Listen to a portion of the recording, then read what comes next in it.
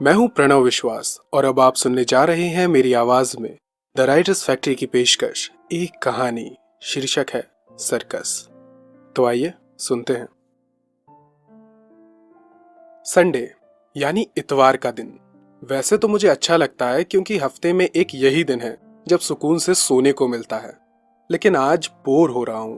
सोचा था देर तक सोऊंगा, लेकिन सुबह सुबह अंश के कॉल ने नींद का सत्यानाश कर दिया। अब मैं उसका इंतजार कर रहा हूं और वो कम वक्त है कि आता ही नहीं।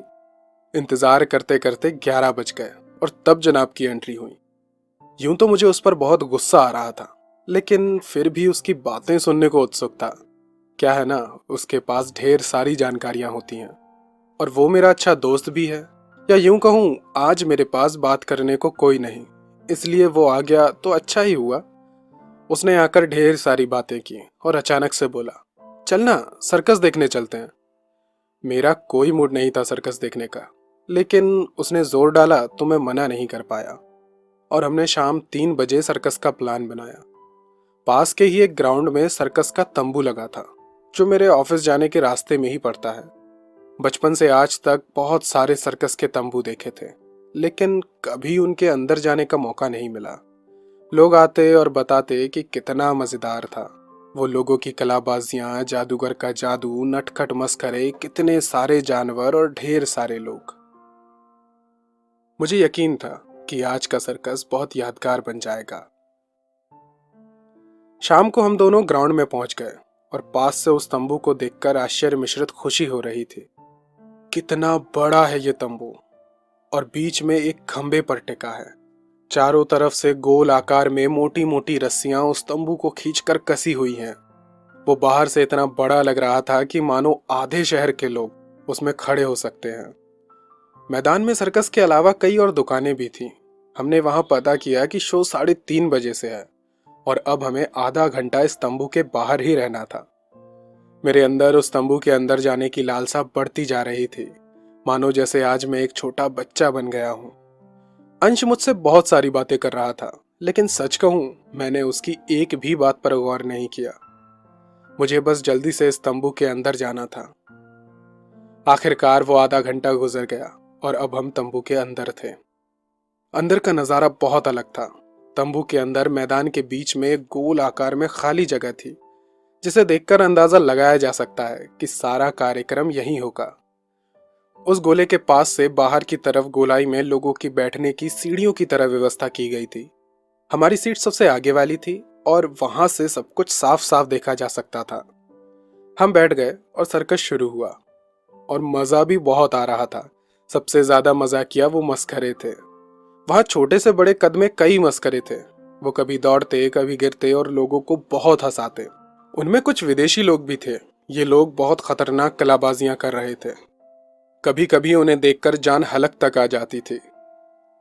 जादूगर ने भी कई तरह के जादू दिखाए। मैं मानो सर्कस की उन कलाबाजियों में खो गया था। मैंने उन मस्खरों को बड़ी गौर से देखा। उनमें सभी मस्खरे एक जैसे लग रहे थे, लेकिन एक मस्खरा कुछ अलग था। सभी के चेहरे पर रंग से मुस्कुराता चेहरा बनाया गया था, लेकिन वो जोकर शायद खुश नहीं था। पता नहीं क्यों, लेकिन वो कुछ डरा हुआ सा लग रहा था। फिर वहां उस गोले में सारे मस्खरे एक लाइन में खड़े हो गए। एक छोर पर सबसे छोटा जोकर था, तो दूसरे छोर पर सबसे बड़ा जोकर और वो जादूगर खड़ा था। ये सबसे बड़ा जोकर मुझे कुछ ज्यादा ही परेशान लग रहा था। खैर, वो सभी मस्खरे एक दूसरे के सर पर टोपी उछालते और सबसे छोटे जोकर ने वो टोपी गिरा दी, तो उससे बड़े जोकर ने उसमें थप्पड़ जड़ दिया। लोग ये देखकर बहुत हंसने लगे। तब उस सबसे छोटे जोकर ने उससे बड़े जोकर के चेहरे पर अपने हाथ की 5 उंगलियां उतार दी और उस जोकर ने अपने से बड़े जोकर के साथ भी यही किया। ऐसा करते करते सबसे बड़े जोकर तक थप्पड़ आ पहुंचा था और उस जोकर के बगल में जादूगर खड़ा था, तो उसने जादूगर पर भी अपना थप्पड़ उतार दिया। लोग बहुत हंस रहे थे, लेकिन मैंने जादूगर के चेहरे पर गौर किया तो वो मुझे कुछ ठीक नहीं लगा।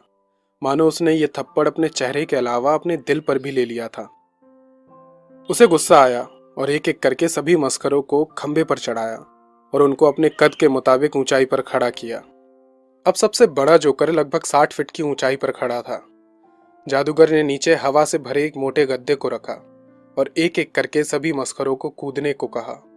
मस्खरे डर गए थे क्योंकि ऊंचाई बहुत थी और सभी मस्खरे अलग अलग ऊंचाई पर थे।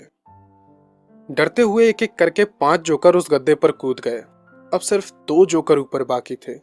उन दोनों के चेहरों का डर हमारे चेहरों पर आसानी से महसूस किया जा सकता था और जादूगर के चिल्लाने पर एक जोकर कूद गया और गद्दे पर गिरकर जमीन पर खड़ा हो गया। इतनी ऊंचाई से उसे कूदता देखकर मानो मेरी जान बाहर निकलने ही वाली थी। जब वो नीचे आया तो मैंने चैन की सांस ली। लेकिन एक जोकर अब भी ऊपर था, जो सबसे ज्यादा ऊंचाई पर था। जादूगर ने उसे भी कूदने का इशारा किया। उसने मना किया तो जादूगर उस पर चिल्लाया।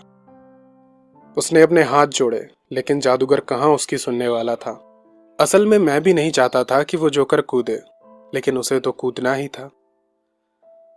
उसने छलांग लगाई। मेरी पलकें स्थिर हो गई थीं। वो हवा में कलाबाजियां करता नीचे उस गद्दे पर आ गिरा और वो गद्दा जोरदार आवाज के साथ फट गया। पूरे तंबू में जैसे एक बड़ा धूल का गुब्बारा फूट गया हो।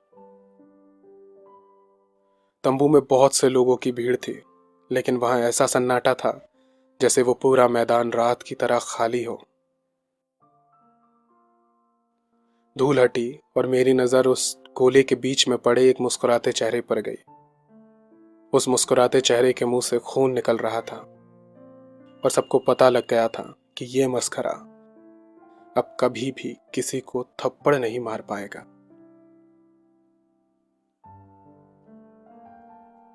आप सुन रहे थे एक कहानी, शीर्षक था सर्कस। ऐसी ही मजेदार कहानी और कविताएं सुनने के लिए सब्सक्राइब कीजिए हमारे YouTube चैनल को। और अगर आप भी हमारे साथ कहानी या कविताएं साझा करना चाहते हैं तो फॉलो कीजिए हमें Instagram पर। तो मिलते हैं अगली बार एक और नई कहानी या कविता के साथ। तब तक के लिए नमस्कार, जय हिंद, वंदे मातरम।